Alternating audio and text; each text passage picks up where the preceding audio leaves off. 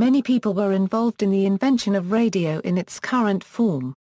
Experimental work on the connection between electricity and magnetism began around 1820 with the work of Hans Christian Ørsted, and continued with the work of André-Marie Ampère, Joseph Henry, and Michael Faraday.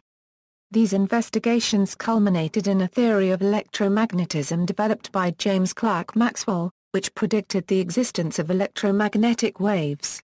After Maxwell's theory was published, many people experimented with wireless communication, some intentionally using Maxwell's theory and some not. It is considered likely that the first intentional transmission of a signal by means of electromagnetic waves was performed by David Edward Hughes around 1880, although this was considered to be induction at the time. The first systematic and unequivocal transmission of M waves was performed by Heinrich Rudolf Hertz and described in papers published in 1887 and 1890. Hertz famously considered these results as being of little practical value. After Hertz's work, many people were involved in further development of the electronic components and methods to improve the transmission and detection of electromagnetic waves. Around the turn of the 20th century, others, notably Guglielmo Marconi, were directly involved in practical improvements to develop them into commercial system of wireless telegraphy. Reginald A. Fessenden became the first to send audio by means of electromagnetic waves in 1907. By 1910 these systems had come to be referred to by the common name radio. Wireless signaling methods. Several different electrical, magnetic or electromagnetic physical phenomena can be used to transmit signals over a distance without intervening wires. The various methods for wireless signal transmissions include electrical conduction through the ground, or through water.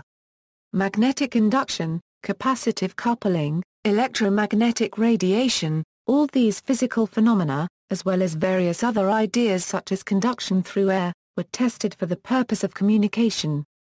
Early researchers may not have understood or disclosed which physical effects were responsible for transmitting signals. Early experiments used the existing theories of the movement of charged particles through an electrical conductor. There was no theory of electromagnetic wave propagation to guide experiments before Maxwell's treatise and its verification by Hertz and others. Capacitive and inductive coupling systems today are used only for short-range special-purpose systems.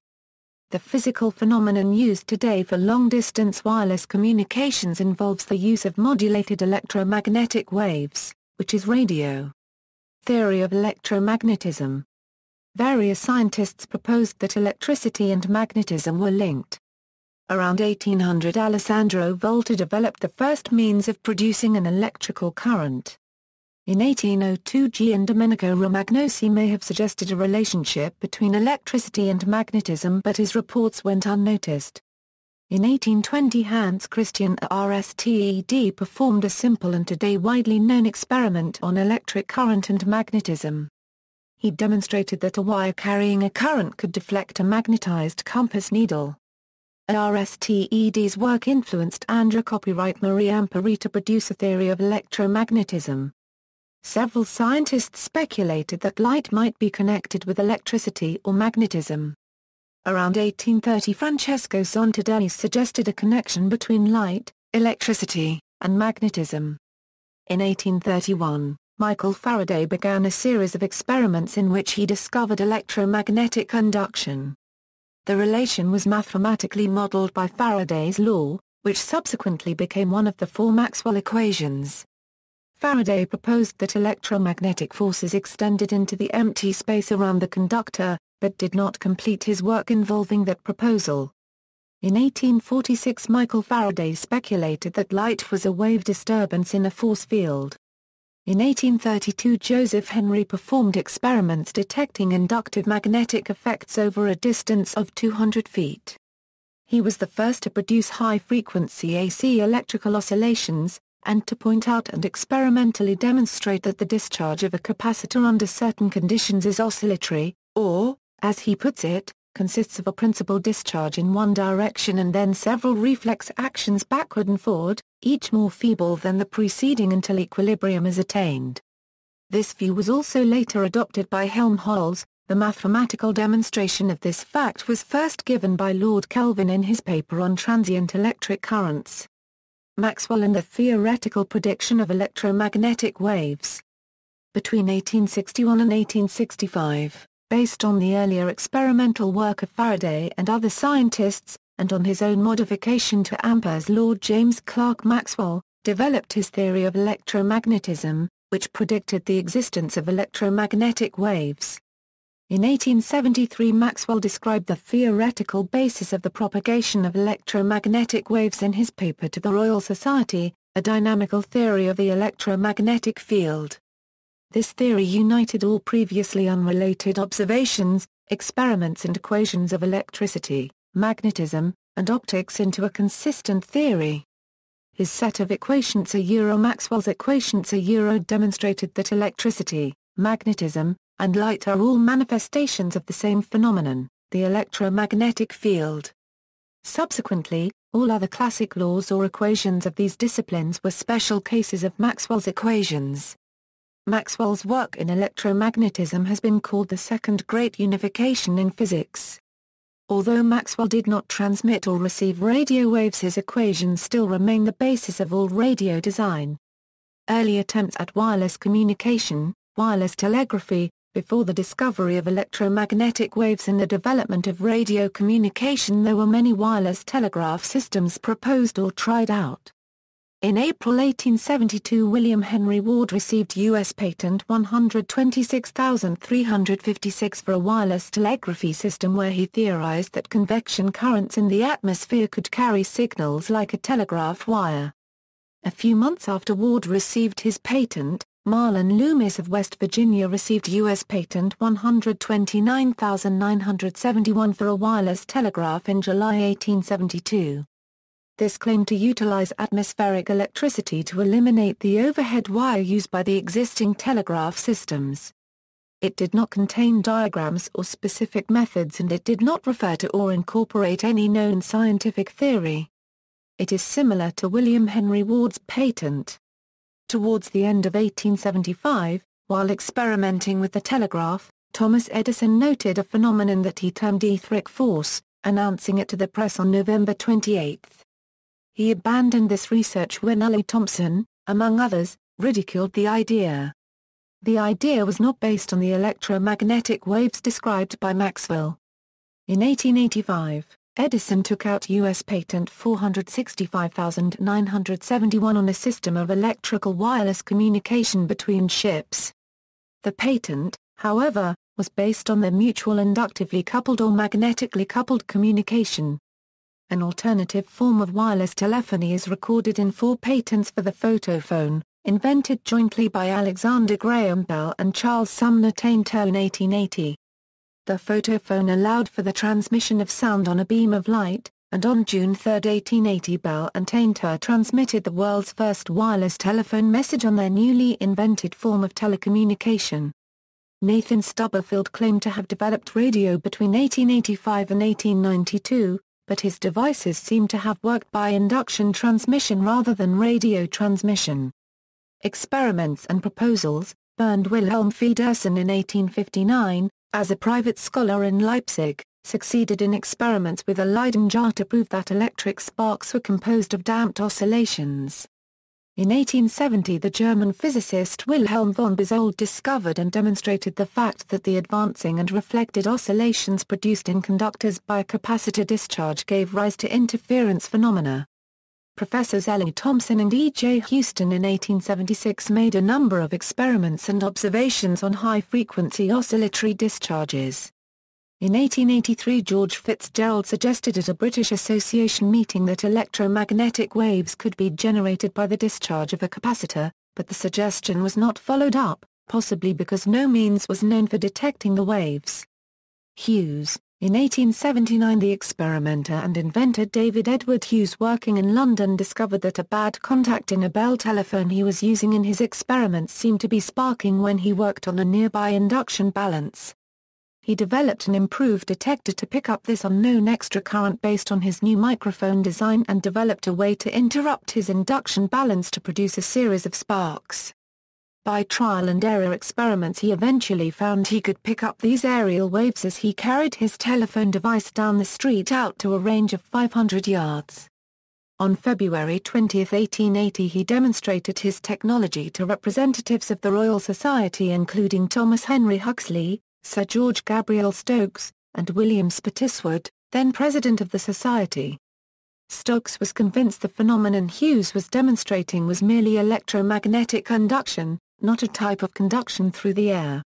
Hughes was not a physicist and seems to have accepted Stokes' observations and did not pursue the experiments any further.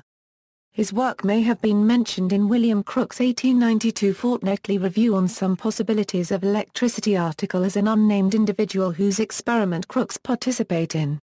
Hughes fully described his experiments well after Hertz's and Marconi's accomplishments in a letter to the electrician in 1899 where he commented that Hertz's experiments were far more conclusive than mine, and that Marconi's efforts at demonstration merit the success he has received. And the world will be right in placing his name on the highest pinnacle, in relation to aerial electric telegraphy. Hertz experimentally verifies Maxwell's theory. Between 1886 and 1888 Heinrich Rudolf Hertz studied Maxwell's theory and conducted scientific experiments that validated it. He engineered a method of detecting spark gap radio waves by observing that another unpowered spark gap, acting as an antenna, would absorb the radio energy and convert it back into an electric spark. Hertz published his results in a series of papers between 1887 and 1890, and again in complete book form in 1893. The first of the papers published, on very rapid electric oscillations, gives an account of the chronological course of his investigation, as far as it was carried out up to the end of the year 1886 and the beginning of 1887. For the first time, electromagnetic radio waves were intentionally and unequivocally proven to have been transmitted through free space by a spark gap device, and detected over a short distance. Hertz was able to have some control over the frequencies of his radiated waves by altering the inductance and capacitance of his transmitting and receiving antennas. He focused the electromagnetic waves using a corner reflector and a parabolic reflector, to demonstrate that radio behaved the same as light, as Maxwell's electromagnetic theory had predicted more than 20 years earlier.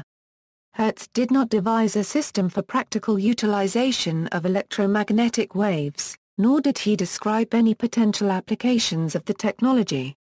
Hertz was asked by his students at the University of Bonn what use there might be for these waves. He replied, "It's of no use whatsoever. This is just an experiment that proves Maestro Maxwell was right, we just have these mysterious electromagnetic waves that we cannot see with the naked eye." But they are there. Hertz died in 1894, and the art of radio wave communication was left to others to implement into a practical form. After Hertz's experiments, Sir William Crookes published an article in February 1892 in the Fortnightly Review on Some Possibilities of Electricity with his thoughts on possibility of wireless communication based on the research of Lodge and Hertz, and the American physicist Amos Emerson Dolbear brought similar attention to the idea. Wireless telegraphy, Branly, in 1890, Edward Branly demonstrated what he later called the radio conductor, which Lodge in 1893 named the coherer, the first sensitive device for detecting radio waves. Shortly after the experiments of Hertz, Branly discovered that loose metal filings, which in a normal state have a high electrical resistance, lose this resistance in the presence of electric oscillations and become practically conductors of electricity. This Branly showed by placing metal filings in a glass box or tube, and making them part of an ordinary electric circuit. According to the common explanation, when electric waves are set up in the neighborhood of this circuit, electromotive forces are generated in it which appear to bring the filings more closely together, that is, to cohere, and thus their electrical resistance decreases, from which cause this piece of apparatus was termed by Sir Oliver Lodge a coherer. Hence the receiving instrument, which may be a telegraph relay, that normally would not indicate any sign of current from the small battery, can be operated when electric oscillations are set up. Branly further found that when the filings had once cohered they retain their low resistance until shaken apart, for instance, by tapping on the tube. The coherer, however, was not sensitive enough to be used reliably as radio developed. Tesla. In the early 1890s, Nikola Tesla began research into high-frequency electricity. During his visit to the Paris Exposition in Ivry-sur-Seine in 1889, Tesla learned of Hertz's experiments with electromagnetic waves using coils and spark gaps and proceeded to duplicate those experiments. Tesla came to the conclusion that Maxwell, Lodge, and Hertz were wrong in their findings that airborne electromagnetic waves were being transmitted, and instead attributed it to what he called electrostatic thrusts, with the real signals being conducted by earth currents. In 1891 he developed various alternator apparatus that produced 15,000 cycles per second and developed his own very large air-gapped coil, known now as a Tesla coil. Tesla's primary interest in wireless phenomenon was as a power distribution system.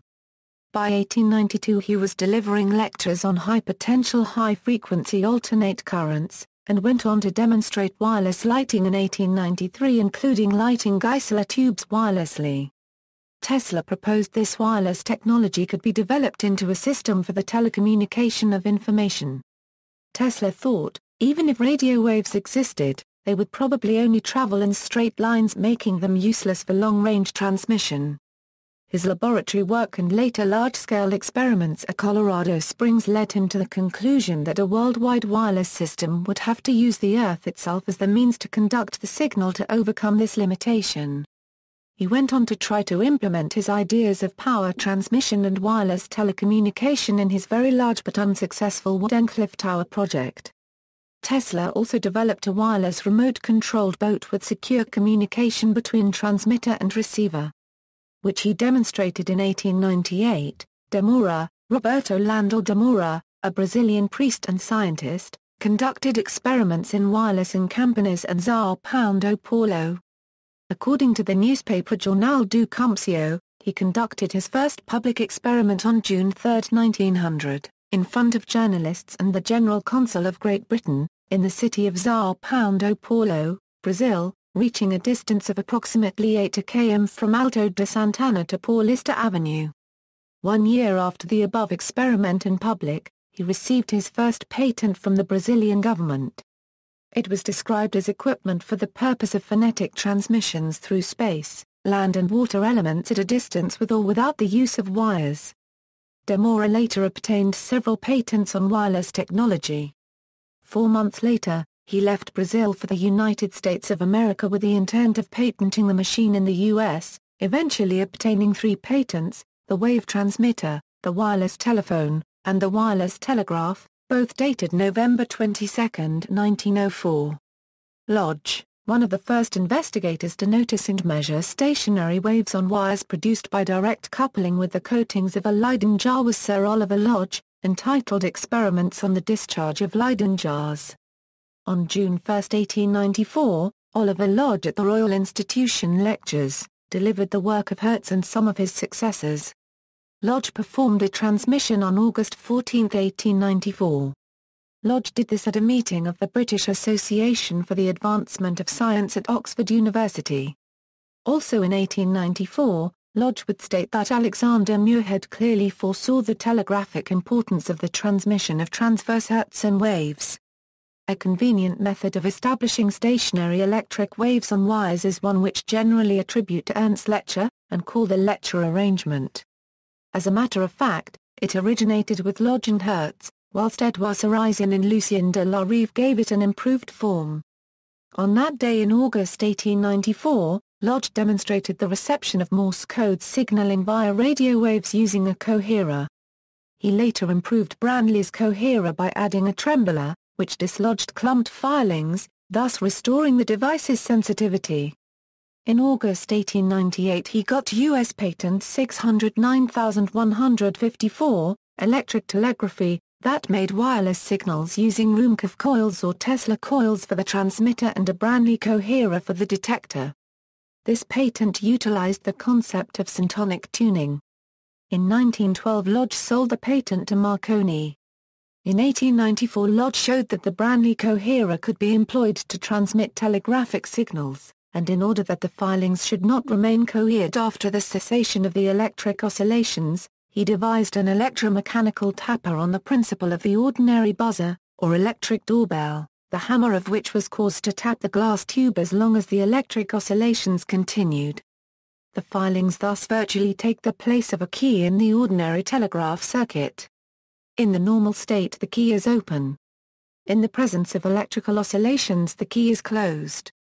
Thus, by opening and closing the key for a longer or shorter period, signals corresponding to dots and dashes may be produced.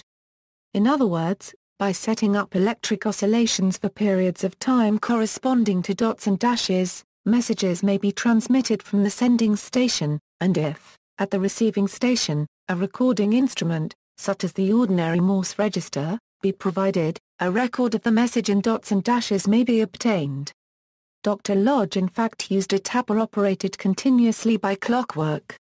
In 1894, with the help of the Branly filings tube, Lodge gave a couple of demonstrations, one in June at the Royal Institution at Oxford and one in August at Oxford, to the British Association, using Hertz oscillators for transmitting signals, using a Morse key in connection with the sending coil, and a Thomson marine galvanometer for receiving sending the signals from one room to another through walls, and so on. Lodge sent them also across the quadrangle of Liverpool College, but he applied very small power and did not try for big distances. At that time Dr. Alexander Muirhead was struck with its applicability to practical telegraphy, and when in 1896 Sir William Preece told the British Association meeting at Liverpool that an Italian gentleman was interesting the post office in a secret box, Lodge knew practically what the box must contain, and immediately afterwards he showed to a few friends a Morse tape instrument, very roughly working on that plan. Mr. Marconi and Sir William Preece together interested the whole world in the subject. Great power was applied to the sender, and the matter became of financial importance. However, the American Patent Office gave Lodge a telegraphic patent based on his work, as published in 1894, after proof that this book had reached America in or before 1895. C Bose, in November 1894, the Indian physicist, Jagadish Chandra Bose, demonstrated publicly the use of radio waves in Calcutta, but he was not interested in patenting his work. Bose ignited gunpowder and rang a bell at a distance using electromagnetic waves, confirming that communication signals can be sent without using wires. He sent and received radio waves over distance but did not commercially exploit this achievement. Bose demonstrated the ability of the electric rays to travel from the lecture room, and through an intervening room and passage, to a third room 75 feet distant from the radiator, thus passing through 3 solid walls on the way, as well as the body of the chairman. The receiver at this distance still had energy enough to make a contact which set a bell ringing, discharged a pistol, and exploded a miniature mine. To get this result from his small radiator, Bose set up an apparatus which curiously anticipated the lofty antennae of modern wireless telegraphy, or a circular metal plate at the top of a pole, 20 feet high, being put in connection with the radiator and a similar one with the receiving apparatus. The form of coherer devised by Professor Bose, and described by him at the end of his paper on a new electropolariscope, allowed for the sensibility and range to appear to leave little to be desired at the time. In 1896, the Daily Chronicle of England reported on his UHF experiments. The inventor has transmitted signals to a distance of nearly a mile, and herein lies the first and obvious and exceedingly valuable application of this new theoretical marvel. After Bose's Friday evening discourses at the Royal Institution, the electric engineer expressed surprise that no secret was at any time made as to its construction, so that it has been open to all the world to adopt it for practical and possibly money-making purposes. Bose was sometimes, and not unnaturally, criticized as unpractical for making no profit from his inventions. In 1899, Bose announced the development of an iron-mercury-ion coherer with telephone detector in a paper presented at the Royal Society, London. Later he received U.S. Patent 755,840, detector for electrical disturbances, for a specific electromagnetic receiver. Bose would continue research and made other contributions to the development of radio. Practical and commercial development of wireless telegraphy. Popov, during the Chicago World's Columbian Exhibition and the Third International Electrical Congress, Alexander Stepanovich Popov of Kronstadt, Russia was a representative of the Russian torpedo school. Afterward, he worked on his wireless designs. Popov conducted experiments along the lines of Hertz's research. Indiana, 1894-95. He built his first radio receiver, an improved version of coherer-based design by Oliver Lodge. In 1895, he built a coherer. Popov constructed a filings coherer, one form of which was used in some surveying experiments by the Russian government. He used early in 1895, the coherer auto-tapping mechanism, and substituted for the galvanometer an ordinary telegraphic relay. He operated this apparatus at a distance by means of a large radiator. One terminal of his coherer was connected to a conductor fastened to a mast about 30 ft high on the top of the Institute building, and the other terminal of the coherer was grounded. Popov presented his radio receiver to the Russian Physical and Chemical Society on May 7, 1895. The day has been celebrated in the Russian Federation as Radio Day. On this day, Popov performed a public demonstration of transmission and reception of radio waves used for communication at the Russian Physical and Chemical Society, using his coherer. The paper on his findings was published the same year. Popov had recorded, at the end of 1895, that he was hoping for distant signaling with radio waves. He did not apply for a patent for this invention. Popov's early experiments with transmissions of only 600 yards. Popov was the first to develop a practical communication system based on the coherer, and is usually considered by the Russians to have been the inventor of radio. Indiana, 1895-96. Popov and others utilized the coherer to show the existence of atmospheric electricity, using for the purpose a vertical wire attached to the coherer. On March 24, 1896, Popov demonstrated in public the transmission of radio waves, between different campus buildings, to the St. Petersburg Physical Society. Per other accounts, however, Popov achieved these results only in December 1897, that is, after publication of Marconi's patent. In 1898 his signal was received 6 miles away, and in 1899 130 miles away. His receiver proved to be able to sense lightning strikes at distances of up to 30 km, thus functioning as a lightning detector. In late 1895, Popov built a version of the receiver that was capable of automatically recording lightning strikes on paper rolls. Popov's system was eventually extended to function as a wireless telegraph, with a Morse key attached to the transmitter. There's some dispute regarding the first public test of this design. It is frequently stated that Popov used his radio to send a Morse code message over a distance of 250 am in March 26, 1896. However, contemporary confirmations of this transmission are lacking. It is more likely that said experiment took place in December 1897. In 1900, a radio station was established under Popov's instructions on Hoagland Island to provide two-way communication by wireless telegraphy between the Russian naval base and the crew of the battleship General Admiral Apraksin. By February 5 messages were being received reliably. The wireless messages were relayed to Hoagland Island by a station some 25 miles away at Kymi on the Finnish coast. Later Popov experimented with ship-to-shore communication. Popov died in 1905 and his claim was not pressed by the Russian government until 1945. Cervera, in May-June 1899, Julio Cervera Baviera worked to develop his own system. After visiting Marconi unregistered trademark S radiotelegraphic installations on the English Channel, he began collaborating with Marconi on resolving the problem of a wireless communication system, obtaining some patents by the end of 1899. Cervera, who worked with Marconi and his assistant, George S. Kemp, in 1899, resolved the issues with their wireless telegraph. He obtained his first patents prior to the end of that year. Guglielmo Marconi studied at the Leghorn Technical School, and acquainted himself with the published writings of Professor Augusto Righi of the University of Bologna. In 1894, Sir William Preece delivered a paper to the Royal Institution in London on electric signalling without wires. In 1894 at the Royal Institution Lectures, Lodge delivers the work of Hertz and some of his successors. Marconi is said to have read, while on vacation in 1894, about the experiments that Hertz did in the 1880s. Marconi also read about Tesla's work. It was at this time that Marconi began to understand that radio waves could be used for wireless communications.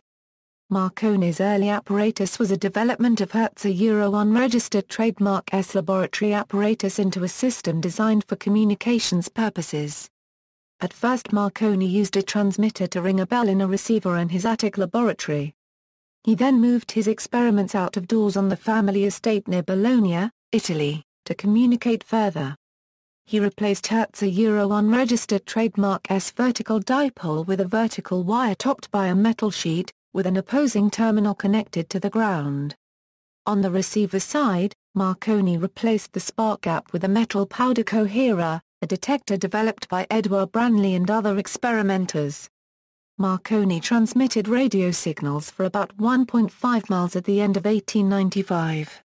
Marconi was awarded a patent for radio with British patent number 12039, improvements in transmitting electrical impulses and signals and an apparatus therefore. The complete specification was filed March 2, 1897.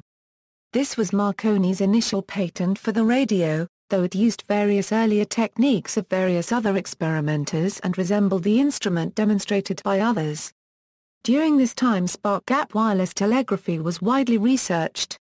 In July, 1896, Marconi got his invention and new method of telegraphy to the attention of Preece, then engineer-in-chief to the British government telegraph service, who had for the previous 12 years interested himself in the development of wireless telegraphy by the inductive-conductive method.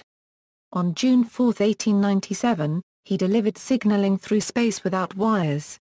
Preece devoted considerable time to exhibiting and explaining the Marconi apparatus at the Royal Institution in London, stating that Marconi invented a new relay which had high sensitiveness and delicacy. The Marconi Company Limited was founded by Marconi in 1897, known as the Wireless Telegraph Trading Signal Company. Also in 1897, Marconi established the radio station at Newton, Isle of Wight, England. Marconi's wireless telegraphy was inspected by the Post Office Telegraph authorities. They made a series of experiments with Marconi's system of telegraphy without connecting wires, in the Bristol Channel. The October wireless signals of 1897 were sent from Salisbury Plain to Bath, a distance of 34 miles. Around 1900 Marconi developed an empirical law that, for simple vertical sending and receiving antennas of equal height, the maximum working telegraphic distance varied as the square of the height of the antenna. This became known as Marconi's law. Other experimental stations were established at Lavernock Point, near Penarth. On the Flat Holmes, an island in mid-channel, and at Brean Down, a promontory on the Somerset side. Signals were obtained between the first and last named points, a distance of, approximately, 8 miles. The receiving instrument used was a Morse inkwriter of the post office pattern. In 1898, Marconi opened a radio factory in Hall Street, Chelmsford, England, employing around 50 people. In 1899, Marconi announced his invention of the iron-mercury ion coherer with telephone detector in a paper presented at Royal Society, London. In May, 1898, communication was established for the Corporation of Lloyds between Ballycastle and the lighthouse on Rathlin Island in the north of Ireland. In July, 1898, the Marconi telegraphy was employed to report the results of yacht races at the Kingstown Regatta for the Dublin Express newspaper. A set of instruments were fitted up in a room at Kingstown, and another on board a steamer, the Flying Huntress. The aerial conductor on shore was a strip of wire netting attached to a mast 40 feet high, and several hundred messages were sent and correctly received during the progress of the races. At this time His Majesty King Edward VII, then Prince of Wales, had the misfortune to injure his knee, and was confined on board the royal yacht Oscillation in Cowes Bay. Marconi fitted up his apparatus on board the royal yacht by request, and also at Osborne House, Isle of Wight, and kept up wireless communication for 3 weeks between these stations. the distances covered were small. But as the yacht moved about, on some occasions high hills were interposed, so that the aerial wires were overtopped by hundreds of feet, yet this was no obstacle to communication. These demonstrations led the Corporation of Trinity House to afford an opportunity for testing the system in practice between the South Foreland Lighthouse, near Dover, and the East Goodwin Lightship, on the Goodwin Sands. This installation was set in operation on December 24, 1898, and proved to be of value. It was shown that when once the apparatus was set up it could be worked by ordinary seamen with very little training. At the end of 1898 electric wave telegraphy established by Marconi had demonstrated its utility, especially for communication between ship and ship and ship and shore. The Haven Hotel station and wireless telegraph mast was where much of Marconi's research work on wireless telegraphy was carried out after 1898. In 1899, he transmitted messages across the English Channel. Also in 1899, Marconi delivered wireless telegraphy to the Institution of Electrical Engineers. In addition, in 1899, W. H. Preece delivers etheric telegraphy, stating that the experimental stage in wireless telegraphy had been passed in 1894 and inventors were then entering the commercial stage. Preece, continuing in the lecture, details the work of Marconi and other British inventors. In October 1899, the progress of the yachts in the international race between the Columbia and Shamrock was successfully reported by aerial telegraphy, as many as 4,000 words having been dispatched from the two ship stations to the shore stations. Immediately afterward the apparatus was placed by request at the service of the United States Navy Board, and some highly interesting experiments followed under Marconi's personal supervision. The Marconi Company was renamed Marconi's Wireless Telegraph Company in 1900. In 1901, Marconi claimed to have received daytime transatlantic radio frequency signals at a wavelength of 366 meters. Marconi established a wireless transmitting station at Marconi House, Rosselair Strand, Company, Wexford in 1901 to act as a link between Poldhu in Cornwall and Clifton in Company, Galway. His announcement on December 12, 1901, using a 152.4-meter kite-supported antenna for reception, stated that the message was received at Signal Hill in St. John's, Newfoundland via signals transmitted by the company's new high-power station at Poldhu, Cornwall. The message received had been prearranged and was known to Marconi, consisting of the Morse letter S3 dots. Bradford has recently contested the reported success, however, based on theoretical work as well as a reenactment of the experiment. It is now well known that long-distance transmission at a wavelength of 366 meters is not possible during the daytime, because the skywave is heavily absorbed by the ionosphere. It is possible that what was heard was only random atmospheric noise, which was mistaken for a signal, or that Marconi may have heard a short-wave harmonic of the signal. The distance between the 2 points was about 3,500 kilometers. The Poldhu to Newfoundland transmission claim has been criticized. There are various science historians, such as Belrose and Bradford, who have cast doubt that the Atlantic was bridged in 1901, but other science historians have taken the position that this was the first transatlantic radio transmission. Critics have claimed that it is more likely that Marconi received stray atmospheric noise from atmospheric electricity in this experiment. The transmitting station in Poldhu, Cornwall used a spark gap transmitter that could produce a signal in the medium frequency range and with high power levels. Marconi transmitted from England to Canada and the United States. In this period, a particular electromagnetic receiver, called the Marconi Magnetic Detector or Hysteresis Magnetic Detector, was developed further by Marconi and was successfully used in his early transatlantic work and in many of the smaller stations for a number of years. In 1902, a Marconi station was established in the village of Crookhaven, County Cork, Ireland to provide marine radio communications to ships arriving from the Americas. The ship's master could contact shipping line agents ashore to inquire which port was to receive their cargo without the need to come ashore at what was the first port of landfall. Ireland was also, due to its western location, to play a key role in early efforts to send transatlantic messages. Marconi transmitted from his station in Glace Bay, Nova Scotia, Canada across the Atlantic, and on January 18, 1903 a Marconi station sent a message of greetings from Theodore Roosevelt, the President of the United States, to the King of the United Kingdom, marking the first transatlantic radio transmission originating in the United States. In 1904, Marconi opened the ocean daily newspaper, the Cunard Daily Bulletin, on the RMS Campanier. At the start, the passing events were printed in a little pamphlet of 4 pages called the Cunard Bulletin. The title would read Cunard Daily Bulletin, with subheads for Marconigrams direct to the ship. All the passenger ships of the Cunard Company are fitted with Marconi's system of wireless telegraphy, by means of which constant communication was kept up either with other ships or with land stations on the eastern or western hemisphere. The RMS Lucania, October, 1903, with Marconi on board, was the first vessel to hold communication with both sides of the Atlantic. The Cunard Daily Bulletin, a 32-page illustrated paper published on board these boats, recorded news received by wireless telegraphy, and as first ocean newspaper. In August 1903, an agreement was made with the British government by which the Cunard Company were to build 2 steamers, to be, with all other Cunard ships, at the disposal of the British Admiralty for hire or purchase whenever they may be required, the government lending the company £2,600,000 to build the ships and granting them a subsidy £150,000 a year. One was the RMS Lusitania and the RMS Mauritania. In June and July 1923, Marconi's shortwave transmissions were completed during nights on 97 meters from Poldhu Wireless Station, Cornwall, to his yacht Electra in the Cape Verde Islands.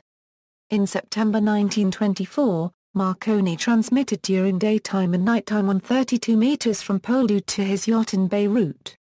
Marconi, in July 1924, entered into contracts with the British General Post Office to install telegraphy circuits from London to Australia, India, South Africa and Canada as the main element of the Imperial Wireless chain. The UK to Canada shortwave beam wireless service went into commercial operation on October 25, 1926. Beam wireless services from the UK to Australia, South Africa and India went into service in 1927. Electronic components for the system were built at Marconi's New Street Wireless Factory in Chelmsford. Marconi received the 1909 Nobel Prize in Physics with Carl Ferdinand Braun for contributions to radio sciences. Marconi's demonstrations of the use of radio for wireless communications, equipping ships with life-saving wireless communications, establishing the first transatlantic radio service, and building the first stations for the British shortwave service, have marked his place in history. Shortly after the turn of the 20th century, the U.S. Patent Office re-awarded Marconi a patent for radio. The U.S. patent RE 11913 was granted on June 4, 1901. Marconi's U.S. patent 676332 was awarded on June 11, 1901, also. This system was more advanced than his previous works. The United States Supreme Court, decision of Marconi Wireless Eco. Of America v. U.S. 320 U.S. 1 stated that OE Marconi's reputation as the man who first achieved successful radio transmission is not here in question. This statement is followed by OE Marconi's patent involved no invention over Lodge, Tesla, and Stone. The 1943 decision didn't overturn Marconi's original patents, or his reputation as the first person to develop practical radiotelegraphic communication. It just said that the adoption of adjustable transformers in the transmitting and receiving circuits, which was an improvement of the initial invention, was anticipated by patents issued to Oliver Lodge and John Stone, Braun. Ferdinand Braun's major contributions were the introduction of a closed-tuned circuit in the generating part of the transmitter, and its separation from the radiating part by means of inductive coupling, and later on the usage of crystals for receiving purposes. Braun experimented at first at the University of Strasbourg.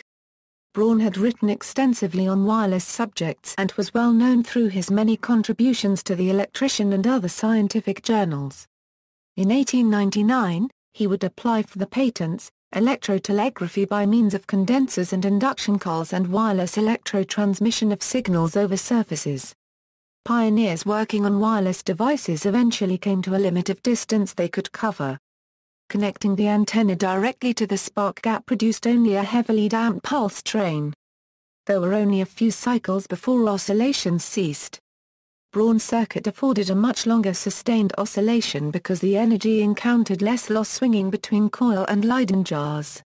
Also, by means of inductive antenna coupling, the radiator was matched to the generator. In spring 1899, Braun, accompanied by his colleagues Kant Hansneck, went to Cuxhaven to continue their experiments at the North Sea. On February 6, 1899, he would apply for the United States patent, wireless electric transmission of signals over surfaces. Not before long he bridged a distance of 42 km to the city of Mutzing. On September 24, 1900, radiotelegraphy signals were exchanged regularly with the island of Heligoland over a distance of 62 km. Light vessels in the River Elbe and a coast station at Cuxhaven commenced a regular radiotelegraph service. On August 6, 1901, he would apply for means for tuning and adjusting electric circuits. By 1904, the closed-circuit system of wireless telegraphy, connected with the name of Braun, was well known and generally adopted in principle. The results of Braun's experiments, published in The Electrician, possess interest, apart from the method employed. Braun showed how the problem could be satisfactorily and economically solved. The closed-circuit oscillator has the advantage, as was known, of being able to draw upon the kinetic energy in the oscillator circuit, and thus, because such a circuit can be given a much greater capacity than can be obtained with a radiating aerial alone, much more energy can be stored up and radiated by its employment. The emission is also prolonged, both results tending towards the attainment of the much-desired train of undamped waves. The energy available, though greater than with the open system, was still inconsiderable unless very high potentials, with the attendant drawbacks, were used. Braun avoided the use of extremely high potentials for charging the gap and also makes use of a less wasteful gap by subdividing it. The chief point in his new arrangement, however, is not the subdivision of the gap merely but their arrangement, by which they are charged in parallel, at low voltages, and discharge in series. The Nobel Prize awarded to Braun in 1909 depicts this design. John Stone labored as an early telephone engineer and was influential in developing wireless communication technology, and holds dozens of key patents in the field of space telegraphy. Patents of Stone for radio, together with their equivalents in other countries, form a very voluminous contribution to the patent literature of the subject. More than 70 United States patents have been granted to this patentee alone. In many cases these specifications are learned contributions to the literature of the subject, filled with valuable references to other sources of information. Stone has had issued to him a large number of patents embracing a method for impressing oscillations on a radiator system and emitting the energy in the form of waves of predetermined length whatever may be the electrical dimensions of the oscillator. On February 8, 1900, he filed for a selective system in U.S. Patent 714756. In this system, two simple circuits are associated inductively, each having an independent degree of freedom, and in which the restoration of electric oscillations to zero potential the currents are superimposed, giving rise to compound harmonic currents which permit the resonator system to be syntonized with precision to the oscillator. Stone's system, as stated in U.S. Patent 714831, developed free or unguided simple harmonic electromagnetic signal waves of a definite frequency to the exclusion of the energy of signal waves of other frequencies, and an elevated conductor and means for developing therein forced simple electric vibrations of corresponding frequency. In these patents Stone devised a multiple inductive oscillation circuit with the object of forcing on the antenna circuit a single oscillation of definite frequency. In the system for receiving the energy of free or unguided simple harmonic electromagnetic signal waves of a definite frequency to the exclusion of the energy of signal waves of other frequencies, He claimed an elevated conductor and a resonant circuit associated with said conductor and attuned to the frequency of the waves, the energy of which is to be received. A coherer made on what is called the stone system was employed in some of the portable wireless outfits of the United States Army. The stone coherer has two small steel plugs between which are placed loosely packed carbon granules. This is a self-cohering device.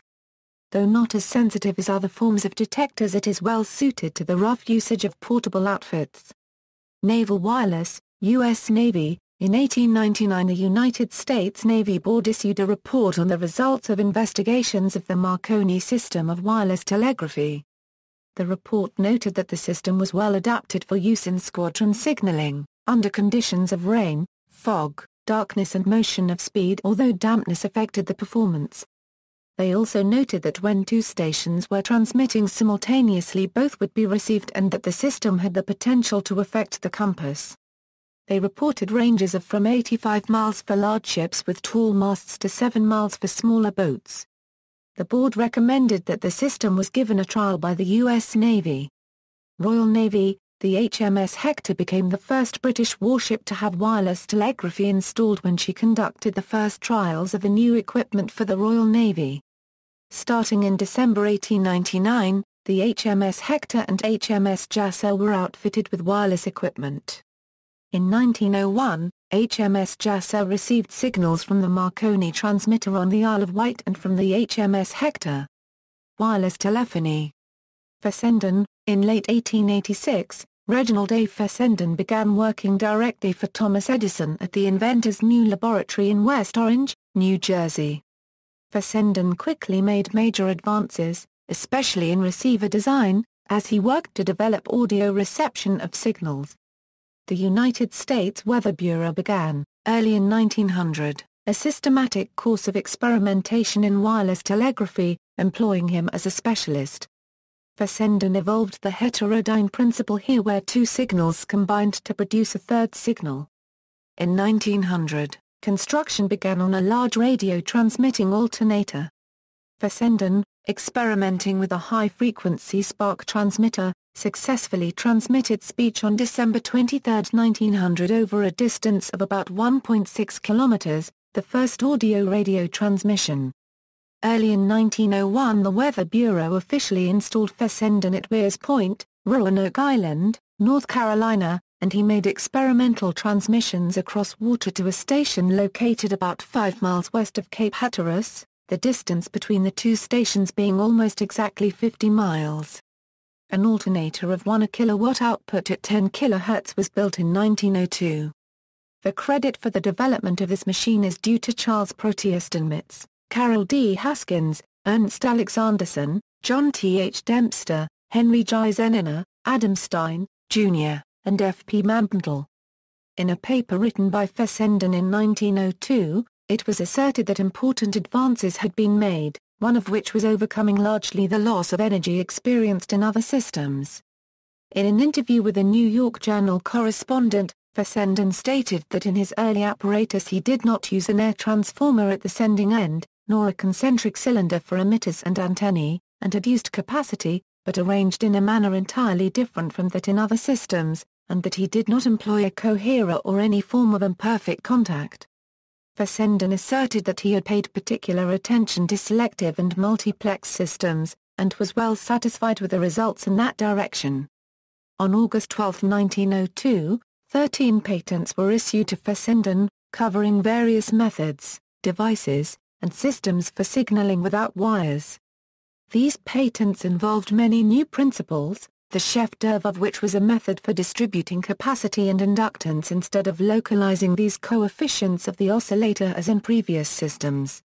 By the summer of 1906, a machine producing 50 kHz was installed at the Braun Station, and in the fall of 1906, what was called an electric alternating dynamo was working regularly at 75 kHz, with an output of 0.5 a kilowatt. Fessenden used this for wireless telephoning to Plymouth, Massachusetts, a distance of approximately 11 miles. In the following year machines were constructed having a frequency of 96 kHz and outputs of 1 kilowatt and 2 kilowatt. Fessenden believed that the damped wave coherer system was essentially and fundamentally incapable of development into a practical system. He would employ a two-phase high-frequency alternator method and the continuous production of waves with changing constants of sending circuit. Fessenden would also use duplex and multiplex commutator methods. On December 11, 1906, operation of the wireless transmission in conjunction with the wire lines took place. In July 1907 the range was considerably extended and speech was successfully transmitted between Brant Rock and Jamaica, on Long Island, a distance of nearly 200 miles, in daylight and mostly overland, the mast at Jamaica being approximately 180 feet high. Fleming, in November 1904, John Ambrose Fleming invented the two-electrode vacuum tube rectifier, which he called the Fleming oscillation valve. He would later patent this invention. This Fleming valve was sensitive and reliable, and so it replaced the crystal diode used in receivers used for long-distance wireless communication. It had an advantage, that it could not be permanently injured or set out of adjustment by any exceptionally strong stray signal, such as those due to atmospheric electricity. Fleming earned a Hughes Medal in 1910 for his electronic achievements. Fleming recognized the use of the rectifying properties of a wireless tube for the indication of high-frequency oscillations, and used it as an electromagnetic detector. On November 7, 1905, he would be granted U.S. Patent 803,684. Marconi used this device as a radio detector, also. The Supreme Court of the United States would eventually invalidate the patent because of an improper disclaimer and, additionally, maintained the technology in the patent was known when filed. This invention was the first vacuum tube. Fleming's diode was used in radio receivers for many decades afterward, until it was superseded by improved solid-state electronic technology more than 50 years later. De Forest, Lee De Forest had an interest in wireless telegraphy and he invented the Audion in 1906. He was president and secretary of the De Forest Radio Telephone and Telegraph Company. The De Forest system was adopted by the United States government, and had been demonstrated to other governments including those of Great Britain, Denmark, Germany, Russia, and British Indies, all of which purchased De Forest apparatus previous to the Great War. De Forest is one of the fathers of the electronic age, as the Audion helped to usher in the widespread use of electronics. De Forest made the Audion tube from a vacuum tube. He also made the Oscillation, an undamped wave transmitter. He developed the De Forest method of wireless telegraphy and founded the American De Forest Wireless Telegraph Company. De Forest was a distinguished electrical engineer and the foremost American contributor to the development of wireless telegraphy and telephony. The elements of his device takes relatively weak electrical signals and amplifies them. The Audion detector, Audion amplifier, and the Oscillation transmitter had furthered the radio art and the transmission of written or audible speech. In World War I, the De Forest system was a factor in the efficiency of the United States Signal Service, and was also installed by the United States government in Alaska. Radio invention timeline. Below is a brief selection of important events and individuals related to the development of radio, from 1860 to 1910. See also: People, Edwin Howard Armstrong, Greenleaf Whittier Pickard, Ernst Alexanderson, Archie Frederick Collins, Radio, Radio Communication System, Timeline of Radio, Oldest radio station, Birth of public radio broadcasting, Crystal Radio, Categories, Radio People, Radio Pioneers, Discovery and Invention Controversies, Other, List of persons considered father or mother of a field, Radio Telegraph and Spark Gap Transmitters, The Great Radio Controversy, Induction Coil, Ruhmkorff Coil, Poldhu, Alexanderson Alternator, De Forest Tube, Footnotes. Further reading: Anderson, L.I., Priority in the Invention of Radio, Tesla vs. Marconi, Antique Wireless Association Monograph No. 4, March, 1980. Anderson, L.I., John Stone on Nikola Tesla's Priority in Radio and Continuous Wave Radio Frequency Apparatus, The AWA Review, Volume 1, 1986, ppA 18 41. Brand, W.E., Rereading the Supreme Court, Tesla's Invention of Radio, Antenna, Volume 11 No. 2, May 1998, Society for the History of Technology, Lauer, H., and Brown, H. L. Radio Engineering Principles. New York, McGraw-Hill Book Company. Etc., etc., Rockman, H. B. Intellectual Property Law for Engineers and Scientists. New York, UAIEE Press. External links, United States Court Case, Marconi Wireless Telephone Company v. United States, 320 U.S. 1 inch, 320 U.S. 1, 63S Connecticut, 1393, 87 L. ed. 1731 argued April 9, 12, 1943. Decided June 21, 1943. Books and articles, listed by date, earliest first, Telegraphing Across Space, Electric Wave Method. The Electrical Engineer London, Biggs and Company. Phi, J.J. A History of Wireless Telegraphy, 1838 to 1899, including some bare wire proposals for subaqueous telegraphs. Edinburgh, W. Blackwood and Sons.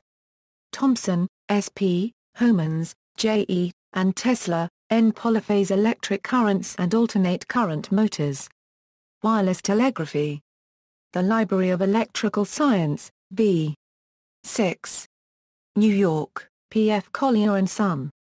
Swore, C. H. Wireless Telegraphy, Its Origins, Development, Inventions, and Apparatus. New York, D. Van Nostrand. Trevert, E. The ABC of Wireless Telegraphy.